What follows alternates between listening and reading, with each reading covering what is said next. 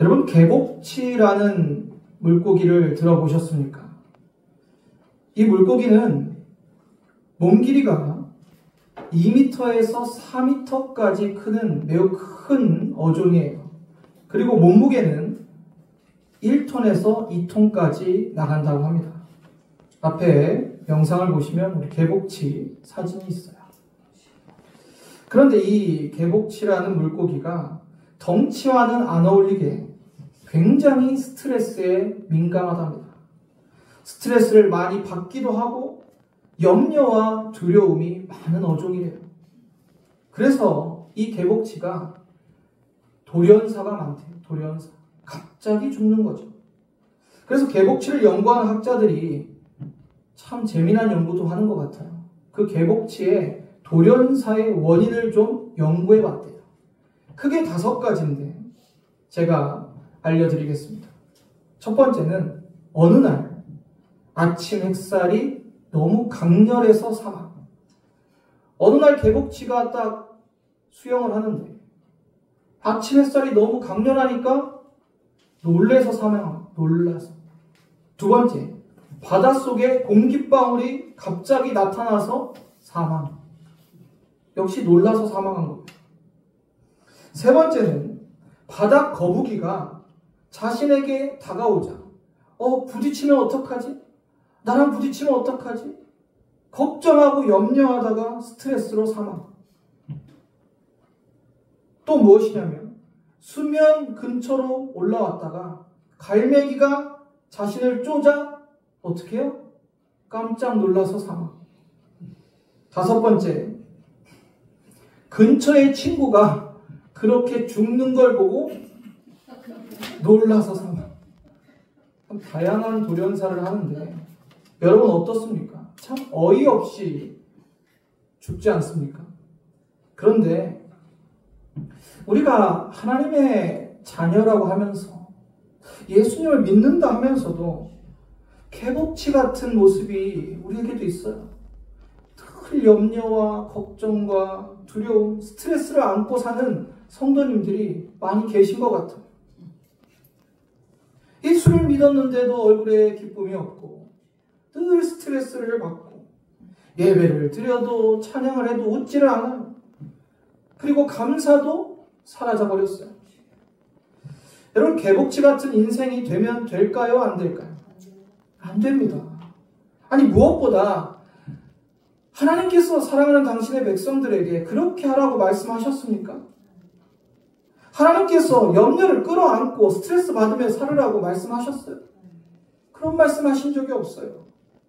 그래서 오늘 본문을 보면 우리에게 염려가 찾아올 때, 근심이 몰려올 때, 두려움이 엄습할 때 무엇하라고 말씀하세요? 기도하라고 말씀하세요. 기도하라고. 여러분, 개복치 안 되려면 기도하시길 바랍니다. 오늘 본문의 빌립보서의 특징은 기쁨이에요. 기쁨. 그래서 빌립보서의 별칭이 기쁨의 편지예요. 기쁨의 편지. 기뻐하라. 이 기쁨에 관해서 빌립보서에 17번이 언급됩니다. 17번. 그런데 분명히 빌립보서는 기쁨을 말하고 기쁨을 계속 강조하지만 그 배경을 살펴보면 도저히 기뻐할 수 없는 상황 속에서 쓰여진 편지예요. 사도 바울이 빌립보서를 기록할 당시에 그는 어디에 있었습니까? 그는 로마 감옥에 있었어요. 자유를 빼앗겼고 그 환경은 열악하기 그지없었어요. 그런데 옥중에 갇힌 사람이 감옥 밖에 있는 빌립보 성도들에게 목이 터져라 강조하는 게 무엇입니까? 기뻐하라예요. 내가 다시 말하노니 기뻐하라. 본문 4절을 함께 읽어보겠습니까? 주 안에서 항상 기뻐하라. 내가 다시 말하노니 기뻐하라. 여러분, 감옥에 갇혀 있는 사람이 상식적으로 이런 말을 할 수 있다는 게 가능한 이야기가 아니지 않습니까? 지금 사도 바울이 기뻐할 만한 상황이 어디 있어요? 감사할 만한 이유가 어디 있어요? 로마 감옥에 갇혀서 얼마나 고통 가운데 있어요. 염려와 근심이 가득해야 되는 거 아닙니까? 그런데 그 감옥에서 사도 바울이 기뻐하라, 다시 말하노니 기뻐하라라고 편지하고 있어요. 과연 무엇이 그 상황을 넘어서 이렇게 말할 수 있게 하였을까요? 그 이유는 사도 바울이 기도의 사람이기 때문입니다. 여기서의 기쁨은요, 세상이 주는 기쁨이 아닙니다. 주님이 위로부터 주시는 기쁨이에요. 헬라어 원어로 기뻐하라, 카이레테는 능동태 명령법입니다. 너희가 기뻐할 만한 상황, 이유, 관계없이 기뻐하라라고 명령하고 있어요. 기뻐했으면 좋겠다 정도가 아니라 반드시 기뻐해야 된다는 겁니다. 어떤 상황이든 어떤 환경이든 성도는요, 기뻐해야 돼요. 그리고 기뻐할 수 있어요. 기도할 때 그것이 가능합니다. 왜냐하면 그 기쁨은 하늘로부터 주님이 우리에게 주시는 기쁨이에요. 사도행전 16장에 보면 지금 사도 바울이 편지를 쓰고 있는 빌립보 교회의 개척 당시 상황이 나와요. 바울이 빌립보 교회를 개척했을 때 한 스토리가 있죠. 어떤 스토리예요? 귀신 들린 아이를 고쳐주고 억울한 누명을 쓰고 감옥에 갇힙니다. 지금 로마 감옥에 갇혀 있는 것처럼 그때도 사도 바울은 또 감옥에, 빌립보 감옥에 갇혀 있었어요. 그때 사도 바울이 무엇을 했습니까, 여러분? 하나님, 나 왜 또 복음 전하는데 감옥에 갇혔습니까? 하나님, 나 왜 이렇게 열악한 환경으로 몰아 넣으십니까? 하나님, 나 너무 힘듭니다라고 원망하고 불평했어요. 사도 바울은 어떻게 얘기했습니까? 사도행전 16장 25절에 이렇게 합니다. 한밤중에 바울과 실라가 기도하고 하나님을 찬송함의 제수들이 듣더라. 가장 암울한 상황, 그 처지 속에서, 그 감옥 속에서 바울이 무엇을 했어요? 기도했습니다. 기도했더니 그에게 하나님이 주시는 기쁨이 밀려오는 거예요. 감사가 넘치는 거예요. 그러니까 무엇해요? 찬송하게 되는 거예요. 찬송했다는 것은 바울 안에 그 기쁨과 감사가 충만했다는 거예요. 충만했다는 거예요. 어떻게 그런 상황에서 기뻐할 수 있습니까? 바로 기도했기 때문이에요. 하나님이 주신 거예요. 상황과 처지랑은 상관없이 기뻐할 수 있었던 것입니다. 오늘 사도 바울이 빌립보 교회에 편지를 쓰고 있는 그 순간에 그 교회 안에서 삼중고가 있었어요. 삼중고. 문제의 삼중고예요. 어떤 삼중고냐면 먼저 첫 번째는 가난이에요. 가난. 빌립보 성도들은 가난했어요. 물론 가난할 수밖에 없어요. 왜? 그 당시 초대교회에 예수를 믿는다는 것은 곧 경제활동도 제대로 할 수 없고 직업도 잃어버리고 세상으로부터 완전히 격리되는 듯한 그런 상황에 놓이게 되는 거예요.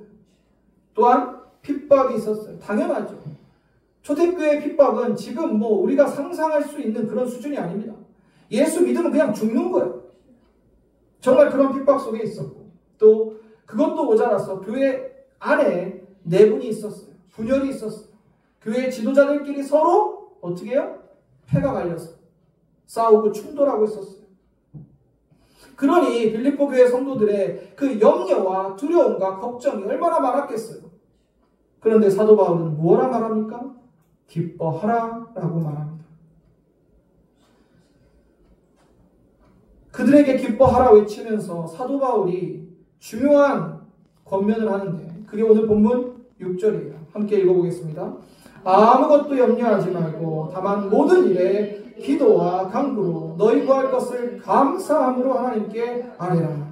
할렐루야. 염려하지 말고 여러분 기도하십시오 라고 하는 거예요. 여러분이 기도하면 염려할 만한 상황에도 고통 속에서도 기뻐할 수 있다라고 권면하는 거예요. 다시 말씀드리지만 사도 바울이 외치는 기쁨은 세상이 주는 기쁨이 아닙니다. 누가 주시는 거예요? 하나님이 주시는 기쁨이에요. 내가 어떤 상황, 형편, 처지 상관없어요. 우리 성도들은요, 항상 기뻐할 수 있답니다. 오늘 본문에 기도의 결과가 어떻다고 말씀하세요? 7절 함께 읽어보겠습니다. 그리하면 모든 지각에 뛰어난 너희의 마음과 생각을 지키시리라. 아멘. 사랑하는 성도님들, 여러분이 기도하면, 아니 우리가 기도하면 모든 지각에 뛰어나신 하나님이 성도들의 마음과 생각을 지배하려던 염려와 불안을 몰아내시고 대신 하나님의 평강으로 성도들의 마음뿐 아니라 전 인격을 채우신다는 말씀이에요. 할렐루야. 여러분 믿으십니까? 인천에 창녕교회라고 있어요. 이 창녕교회에 일남 사녀를 키운 권사님이 계신데 아들이 하나죠. 하나. 외아들입니다. 이 아들이요, 공부를 굉장히 잘했어요. 그래서 무려 서울대에 들어갔습니다. 서울대에 합격하고 서울대를 졸업하고 유학을 가게 됐습니다. 그래서 유학을 앞두고 이 아들이 결혼을 하게 됐는데 결혼식 예복을 마쳤어요. 그리고 예복을 찾아오다가 그만 브레이크가 파열된 버스에 치여 죽게 됩니다. 모든 교회의 교인들은 할 말을 잃었어요. 어떻게 위로할 수 있겠습니까? 목사님도 도저히 위로할 말이 떠오르지 않아서 신방을 가셔서 그저 계속 기도만 하셨대요. 한동안 기도하고 그 기도가 끝나자 권사님이, 아들을 잃은 권사님이 먼저 이렇게 말을 꺼냈다고 합니다. 목사님, 너무 걱정하지 마세요. 내 아들이 결혼해서 미국으로 유학 가는 것이 꿈이었지만 하나님께서는 내 아들을 천국으로 빨리 데려가길 원했던 것 같아요. 아들은 천국에 있으니 우리는 슬퍼할 이유가 없습니다. 저는 사고를 일으킨 운전기사, 버스 회사의 위자료도 청구하지 않을 것입니다. 아들의 죽음의 대가로 받은 위자료로 잘 살면 무엇하겠습니까? 이보다 더 큰 사고가 일어나지 않고 다른 인명피해가 없는 것이 감사할 뿐입니다. 그리고 권사님은 그 후로도 웃으면서 이 이야기를 했대요. 우리 아들은 하늘나라에 있습니다. 천국에 있습니다. 내가 꿈속에서 아들을 봅니다. 매우 행복하게 지냅니다. 여러분, 어떻게 이 권사님이 하나밖에 없는 아들의 죽음 앞에서도 행복하다라고, 감사하다라고 고백할 수 있을까요? 바로 이 권사님은 기도의 사람이었어요. 매일 기도하시던 권사님은 도대체 사람의 상식과 이해로는 예측되지 않은 그러한 모습을 보이고 계시는 거죠. 위대한 기도의 사람은 어떤 상황에서도 기뻐하고 감사합니다. 모두가 당연히 비통해야 될 그 상황에서도 권사님은 기뻐하고 감사했어요. 여러분, 기도는요, 염려를 이깁니다. 기도는요, 불안을 잠재워요. 기도는요, 고통을 사라지게 합니다. 할렐루야. 오늘 이 자리에 염려가 있으신 분 있으세요? 고통 가운데 계신 분 있으세요? 기도하시길 바랍니다. 미국의 인기 정상을 누렸던 케이트 스미스라는 가수가 있었는데 이 가수는 늘 자신감에 차 있었어요. 당당했어요. 그래서 어느 날 한 신문 기자가 질문을 했어요. 당신은 언제 봐도 그렇게 자신감이 넘치고 당당해 보이는데 도대체 그 이유가 무엇입니까? 라고 물어봤대요. 스미스는 자신 있게 기도라고 고백했습니다. 그리고 자신의 기도의 한 경험을 이야기해 주는데 이 스미스가 어린 시절에 친구들과 노를 젓는 보트를 타고 바다에서 놀고 있었는데 갑자기 썰물이 밀려와서 그 보트가 계속 육지에서 바다 쪽으로 더 멀리 떠내려갔답니다. 도무지 아무리 노를 저어도 육지에 가까이 갈 수가 없어서 어느 순간 보니 망망대해에 표류하고 있었대요. 그때 이 스미스가 주일학교 때 배운 한 말씀 구절이 떠오른 거예요. 그게 바로 마태복음 18장 19절이에요. 같이 읽어볼까요? 진실로 다시 너희에게 이르노니 너희 중에 두 사람이 땅에서 합심하여 무엇이든지 구하면 하늘에 계신 내 아버지께서 그들을 위하여 이루게 하시리라. 아멘. 그리고 스미스는 즉각적으로 그 친구들과 우리 함께 기도하자라고 보트 밑창에 머리를 대고 간절히 기도했습니다. 하나님 우리 살려주세요. 하나님 우리 구조되게 해주세요. 기도가 끝나자 갑자기 환한 빛이 그들의 눈앞에 나타났어요. 마침 그곳을 지나던 여객선이 그들을 발견하고 그들을 구조했습니다. 사람들은 우연이라 할 수 있지만 우리는 분명히 알아요. 기도의 능력이 하나님께서 기도를 한 그들에게 응답하셨다는 거죠. 기도의 응답, 기도를 통해서 하나님이 역사하시는 것은 우리가 신앙생활 수도 없이 경험하게 됩니다. 우리 교회 이야기 하나 할까요? 황순자 권사님 다 아시죠? 우리 권사님 매일 새벽 기도 나오세요. 특별히 몸이 좋지 않지 않은 이상은 한 번도 새벽 예배를 거르시는 분이 아니에요. 그리고 권사님 특징이 있어요. 무슨 문제가 생기면 꼭 저에게, 목사에게 기도 부탁을 하세요. 저한테 기도 부탁하시는 분들 많을 것 같지만 생각보다 많지 않으세요. 근데 황순자 권사님 늘 기도 부탁을 하세요. 저번에 어지럼증이 심하셨을 때도 기도 부탁하셨고 이번에 그 남편분이 뇌졸중으로 쓰러지셨을 때도 기도 부탁을 하셨어요. 근데 지난주에 예배를 끝나고 집에 딱 왔는데 황순자 권사님 전화가 오신 거예요. 아 목사님 목소리가 밝아요. 아 권사님 남편분 좀 어떠시냐. 아 많이 좋아졌어요. 정말 많이 좋아졌어요. 기도해 주셔서 감사합니다. 여러분 우연일까요? 우연히 기도하는데 우연히 사람이 좋아지고 우연히 기도해서 우연히 무언가 응답될까요? 아니에요. 기도의 사람에게는 하나님의 기도의 능력과 권세가 나타나게 되어 있어요. 기도는요 하나님의 자녀들에게만 주신 특권이에요. 아무나 할 수 있는 게 아니에요. 하나님의 자녀들만 기도할 수 있어요. 마태복음 6장 31절에서 32절에 이렇게 말씀합니다. 그러므로 염려하여 이르기를 무엇을 먹을까 무엇을 마실까 무엇을 입을까 하지 마라. 이는 다 이방인들이 구하는 것이라. 너희 하늘 아버지께서 이 모든 것이 너희에게 있어야 할 줄을 아시니라. 무엇을 먹을까 무엇을 입을까 무엇을 마실까 하는 것은 예수님 안 믿는 사람들, 세상 사람들이 하는 염려예요. 우리가 해야 될 염려가 아니라는 거예요. 우리에게 무엇이 필요한지 하늘아버지께서 다 아시고 공급하신다는 약속의 말씀이에요. 그래서 우리는 그러한 기도하는 것이 아니라 무엇을 해야 돼요? 그의 나라와 그의 의를 구하는 기도. 염려하는 것 대신에 기도하는 모습이 우리에게 있어야 되는 것입니다. 그런데 성도님들 중에 이런 고민을 털어놓는 분들 많이 계세요. 무엇이냐면 목사님 저 기도는 하는데 응답이 없어요. 아무리 기도해도 응답이 없습니다. 여러분 왜 응답이 없을까요? 응답되지 않는 기도로 근심하고 걱정하는 성도님들 이제부터 잘 들으시기 바랍니다.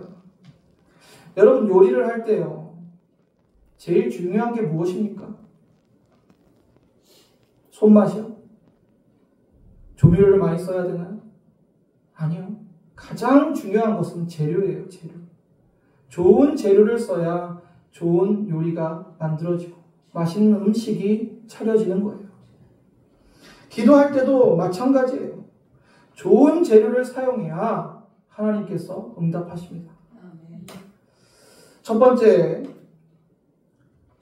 우리가 기도할 때 어떠한 재료가 있어야 되냐? 바로 감사의 재료예요. 감사의 재료.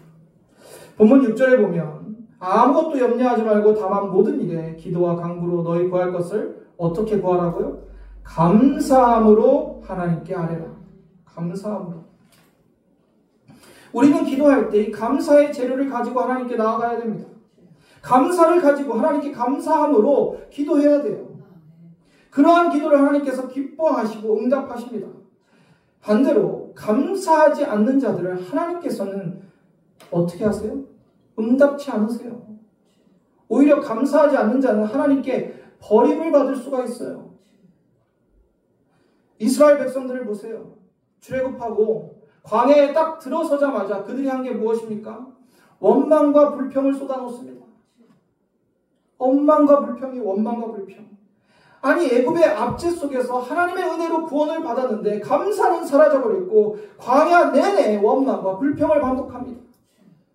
결국 그들이 어떻게 됐어요? 그 출애굽 1세대들은 다 가나안 땅에 들어가 보지도 못하고 광야에서 죽게 됩니다. 이것이 감사하지 않는 자들의 결과예요. 정말 그들이 염려했던 이방인들이나 아니면 그 다른 무엇 때문에 죽게 된 게 아니라 감사치 않았기 때문에 그러한 결과를 맞이한 거예요. 여러분, 기독교는요, 감사의 신앙이에요. 감사의 신앙.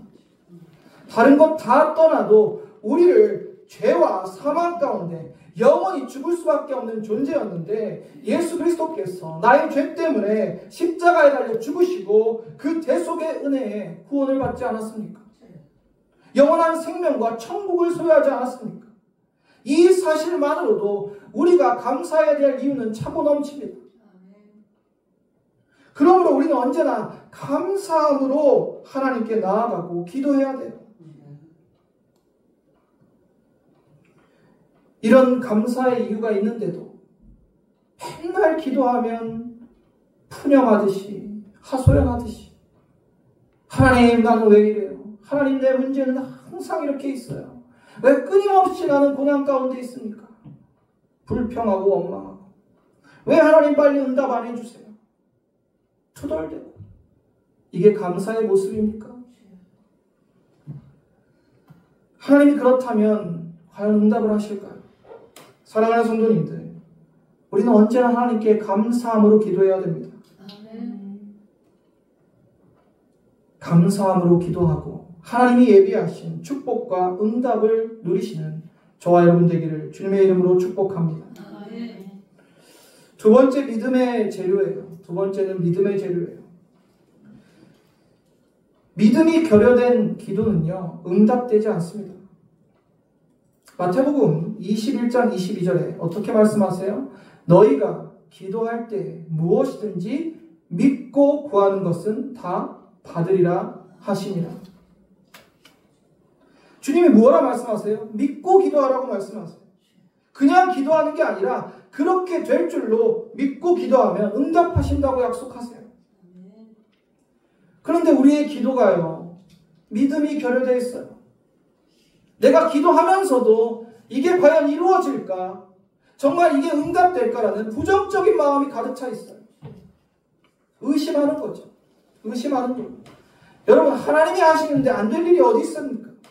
문제는 우리의 믿음에 있어요. 믿음. 마태복음 21장 21절 보시면 예수께서 대답하여 이르시되 내가 진실로 너에게 이르노니 만일 너희가 믿음이 있고 의심하지 아니하면 이 무화과 나무에게 된 이런 일만 할 뿐 아니라 이 산더러 들려 바다에 던져지라 하여도 될 것이요라고 말씀하세요. 우리가 믿고 의심하지 아니하면요, 이 산이 바다에 던져지라고 기도해도 그렇게 된다는 말씀이에요. 할렐루야. 우리는 과연 믿음의 재료를 가지고 기도하고 있습니까? 최근에 강릉의 가뭄이 극심해서 정말 많은 고통을 그 지역의 시민들이 겪었잖아요. 제한급수가 되고 자영업자들 장사도 하지 못하고 비가 그렇게 그렇게 긴 시간이 아니에요. 잠시만 그렇게 비가 안 와도 이런 어려움들을 겪는데 미국의 한 지역에서 1년 가까이 비가 안 온 적이 있답니다. 얼마나 상황이 심각했을까요? 그때 그 마을의 한 교회에서 우리가 하나님께 비를 내려주시기를 기도하자라고 온 성도들이 교회에 나와서 기도하기 시작했어요. 간절히 기도하고 교회 문 밖을 딱 나서는데 어떤 일이 벌어졌을까요? 하늘에서 비가 쏟아졌어요. 비가 막 내렸어요. 그런데 사람들이 웅성웅성해요. 왜입니까? 우산이 없어요. 그리고 오직 한 소녀만이 우산을 딱 펴고 집으로 걸어갔어요. 여러분, 이게 무엇을 의미합니까? 기도하면 하나님이 비를 주실 거라고 믿고 의심하지 않았던 소녀, 그 사람은 그 소녀 한 명밖에 없었어요. 나머지 성도들은 하나님께 비를 달라고 기도하러 나오면서도 우산을 챙겨오지 않았어요. 이게 우리의 현 주소예요. 믿고 의심하지 않으면 그렇게 된다라고 말씀하셨는데도 믿음 없이 기도하고 있는 거예요. 믿음 없이. 여러분, 정말 믿음을 갖고 기도하십니까? 믿음 없는 기도는 응답될 수 없음을 기억하고 이 소녀와 같이 의심하지 않는 믿음으로 주께 기도하시기를 바랍니다. 아멘. 마지막 세 번째는 선한 동기의 재료를 갖고 기도하셔야 돼요. 우리가 기도할 때 그 동기가 올바라야 돼요. 올바라야 돼요. 어떤 동기를 갖고 기도해야 됩니까? 나의 필요나 나의 정욕을 위한 기도를 가지고 하나님께 나아가야 되겠습니까? 마태복음 6장 33절에 이렇게 말씀하십니다. 그런즉 너희는 먼저 그의 나라와 그의 의를 구하라. 그리하면 이 모든 것을 너희에게 더하시리라. 아멘. 대부분의 성도들은 이 말씀을 좋아해요. 그런데 관심 있는 구절은 앞쪽이 아니라 뒤쪽이에요. 무엇입니까? 이 모든 것을 너희에게 더하시리라.